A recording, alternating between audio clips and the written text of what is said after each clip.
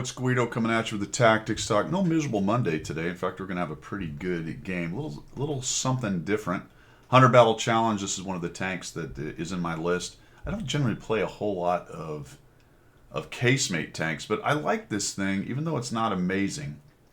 I kind of like it. It hits hard. Are we at 650 or 750? I don't remember. 750. So it's got a big 750 cannon on it. Relatively fast reload. You know, it's not an autoloader. It's not an auto reloader.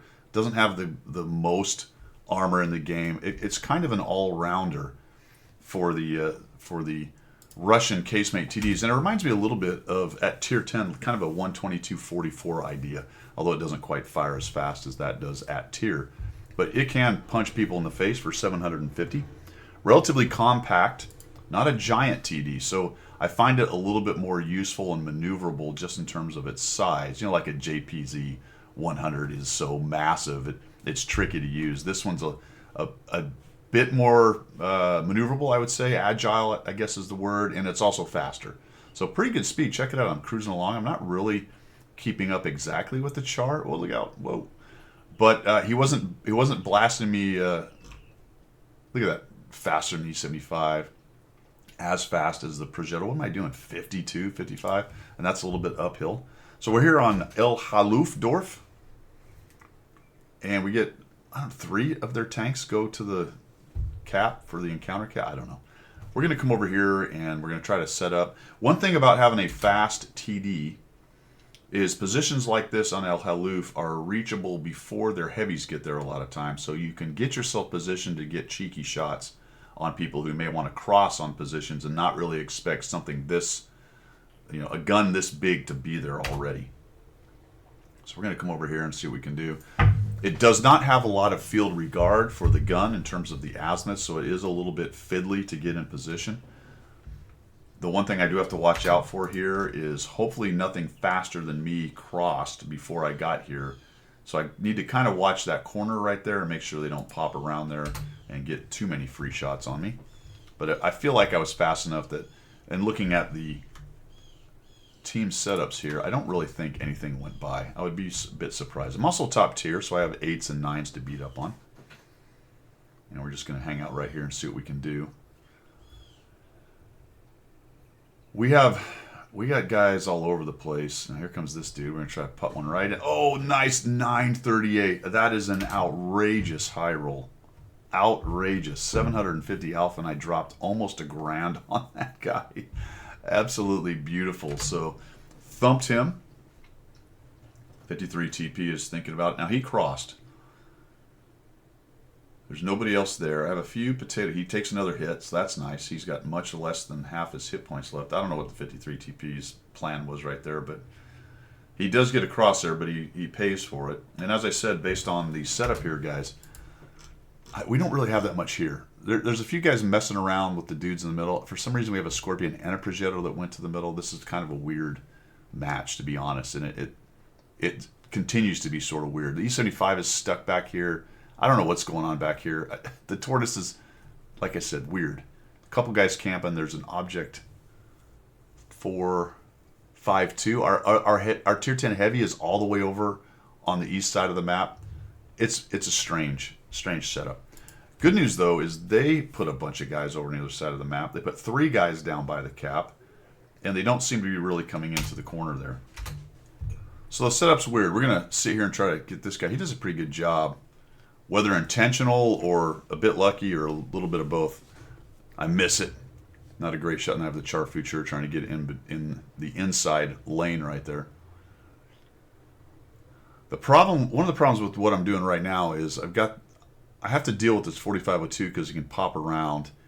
I don't really have the luxury of going around the corner and trying to help. So unless he exposes himself to me, I'm sort of locked in. Then we have this guy goes right in front of me, and I missed that shot.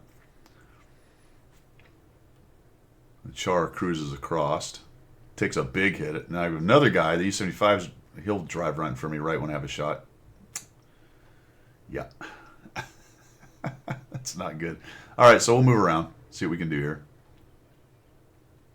He takes a hit. Try to watch for that. I don't know if there's a better way for him to do it. He does want to be on the corner. And oftentimes you can't really tell what another person's doing, but to the max extent you can. Try not to drive in front of people that are locking down lanes if you can work around them.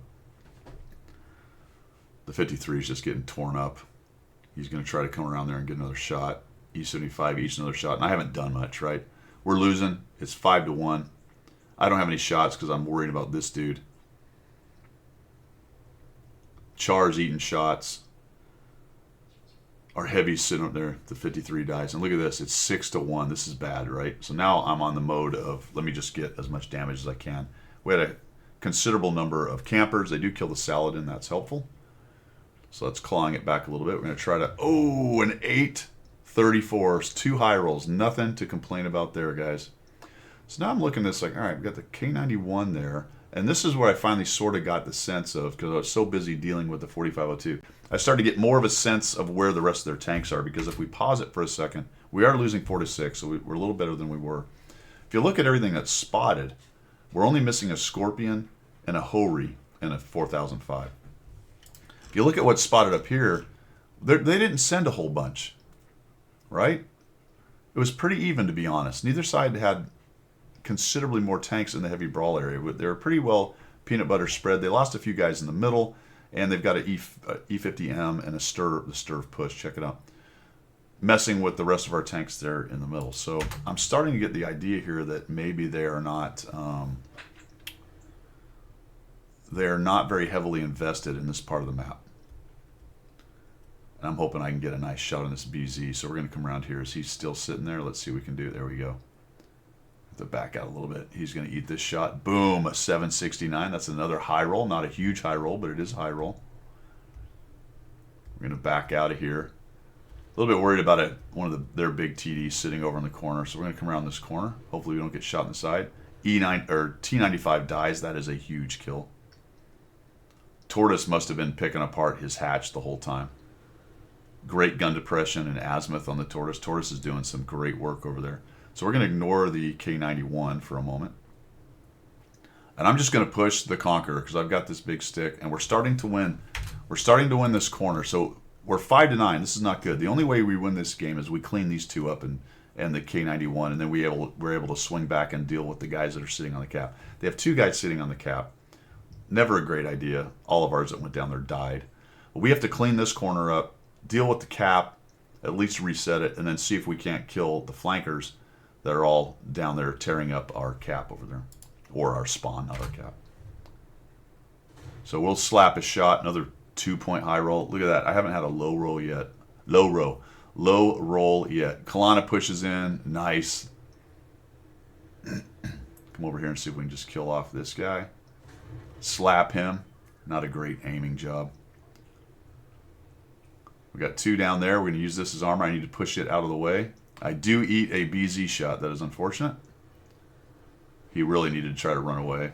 So I'll try to get a shot on him. Let's see if we can get around. And, oh, someone else got him. That's too bad. I am not going to push through. Let's get out of there because you got a Scorpion, a Sturv, and E50. We're still missing a 4005 and a Hori 1. But we brought it back to 9-9. We're pretty tore up. Pretty much all of us have lost hit points, and I'm suspecting the Hori and the 4005 are going to be full hit points. Really should have loaded an HE shell here, to be honest. Yeah, I bet an HE might have killed this dude. But we slap him for 753. And they're dealing with the little push. We got the Bat Chat moving in. The KPZ's down low. We still haven't seen that. This is where I'm starting to get nervous on the 4005 and the Hori 1. Are they going to show up behind us? Because we did clear this corner, but where are they? Are they charging hard? Well, unfortunately, we got the 4005 moving in. Yeah, that's where he is. There's the Hori. Hori's in the middle. That's not a great spot for him. So we're going to take advantage of that. Tortoise is looking at him. Misses. I think the Tortoise is lit because of the KPZ that he was killing. We slap him. We light him on fire. Very nice. He's burning. I don't think I quite have... There we go. Didn't matter. Didn't get to find out whether he was going to burn enough. And now we're down to 13-12, taking a slight lead. But we have a 4005 with full hit points, and I'm only sitting on 690 hit points. So he can easily kill me off. See if we find him. This is where I was wondering, is he going to come up? I would do this if I was him. Come up behind the two guys that are fighting in that direction. Like, all right, is he going to show up here? Will he come up over this hill, or will he come around the bottom right side of the hill? Getting a little bit nervous. A little shift right here. Not sure where he is. Little reposition. Just try to use that dead tank as a bit of armor, especially if I have to pull backwards. Maybe he'll hit the dead tank and not me. Batchat moves in to try to finish off the E50. I just took a shot as I backed and slapped it at him. Thank goodness he bounced. He shot an AP round, fellas. And it bounced. So I got away with that one. I'm waiting for the tortoise to come in. I could have charged him, but he had so many hit points. I wanted to wait for the tortoise to get in there. And now we're going to push together. No, he's looking at me, so we'll back out. We'll let the tortoise get a little higher. He's dealing with the tortoise. He's going to shoot at the tortoise. Tortoise puts an HE round on him. I have HE. We'll swing around here. We'll slap him. Boom. 1293. And finish him off with the old Ramalama Ding Dang. And we're at 5,980. The Batchat finishes off the 50M. This is an over 6,000 game. There was a blind shot, or maybe the fire, or something happened. I'm trying to think of where I may have got the extra damage. Not sure. You'll see it on the cards, but I am over 6,000. Might have been some fire damage, wasn't counted or something like that. Don't know. I don't think I took a blind shot. Pretty sure I didn't. So I'm not sure where the extra damage came from, but it didn't count it in the game, showing 5,900. Let me double check, because I'm pretty sure I'm over 6. 6,762. That's a lot of fire damage to miss. I wonder how it missed it. I don't remember a blind shot, guys. Well, anyway, almost 7,000. Almost 7,000. The heavy hitters, they are fun, these tanks sometimes. They can be frustrating because you can wait for a long reload and, like the FV did, bounce 1,000 alpha, or in this tank's case, a 750 alpha gun, bounce it off somebody and then have a bad game because you get jumped after that. But we just stayed in it, kept fighting, look to clean up your flank, pay attention to the guys that aren't lit, start to kind of understand where they might show up. I figured maybe the 4005 might eventually come around, especially after he got lit on the corner further down to the south a little bit. I'm like, all right, if I'm him, I'm going to start working my way up there and see if I can't get behind some of these guys. He was a little late for that. The Hori, had the Hori come with him, that would have been an entirely different problem. But the Hori got to the middle because he was pushing to help his guys who were pushing, and he got caught out. So once I knew where the Hori was, I knew the 4005 was a little farther south. I was able to turn around and go, all right, is this guy coming? And in fact, he did show up. So those are the kind of things to analyze the match and the flow that you want to try to do right there. Ended up with a really nice game. I think the Tortoise did really well in there. And I'm going to pat myself on the back, something I failed to do on a lot of occasions. I actually loaded an HE round for the 4005 and smashed him for 1,293. That is fantastic. There you go. Not a miserable Monday. It was for that team. Also 3 kills chucked on top. That's all I've got. Have a great one. We will see ya.